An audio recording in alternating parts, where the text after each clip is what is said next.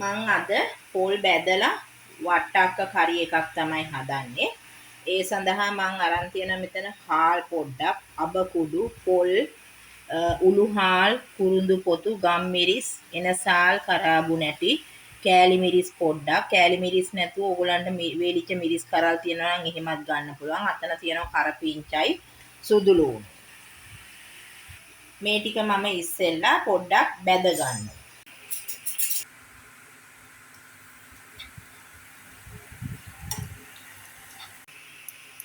මම මේක නිවුනහම හොඳට කුඩු කරගන්න ඕන.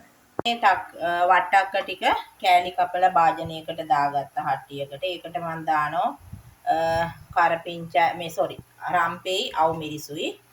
මම අර මේ බැදගත්ත නිසා කරපිංච මේකට එකතු කරන්නේ නැහැ. ඊට පස්සේ ලුණු ටිකක් දාගන්නවා. ඊළඟට මම මේකට කහ කුඩු ටිකක් දාගන්නවා. 3-5 අමු 3-5 කුඩු ටිකක්. ඊළඟට ලුණු කුඩු ටිකක්. ඒක රස අනුව ඒව දාගන්න ඕන. මේක දිය කිරි දාලා හොඳට මේ වට්ටක්ක ටික තඹ ගන්නවා.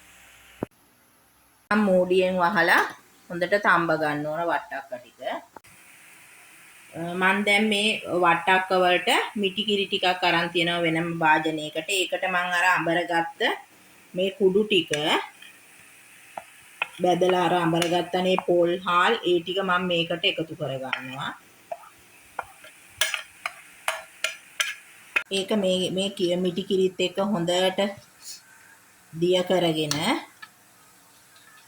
මිශ්‍ර කරගෙන දැන් මේ මං හදපු වට්ටක්ක ටික දිය කිරෙන් තැම්බිලා තියෙන්නේ. ඒකට දැන් මම මේ හදාගත්ත මේ මිශ්‍රණය මේ වට්ටක්ක එකටම දාගත්තා. එතකොට මේ වට්ටක්ක එක දැන් ඊට පස්සේ හොඳට මේ මිටි කිරිත් එක්ක පැහිලා උකු ගතියට එනවා.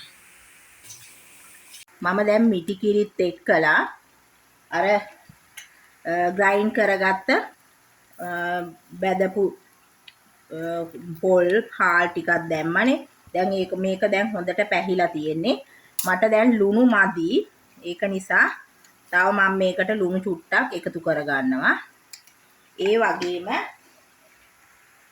දැන් මේකේ ලිප ඕෆ් කරලා අවසානයේ මම මේකට සීනි ටිකකුත් එකතු කරගන්නවා.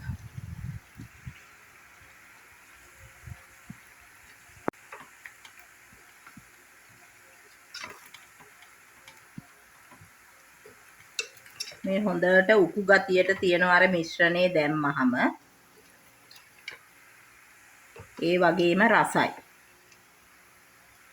දැන් මම ඔන්න මගේ පොල් බැදලා වට්ටක්ක කරි එක හදාගෙන ඉවරයි. ඕගොල්ලෝ මේ විදියට වට්ටක්ක හදලා නැත්නම් මේ විදියට හදලා රස බලලා මගේ වීඩියෝ එක හොඳයි නම් කමෙන්ට් එකක් දාන්න, ලයික් කරන්න, ෂෙයා කරන්න.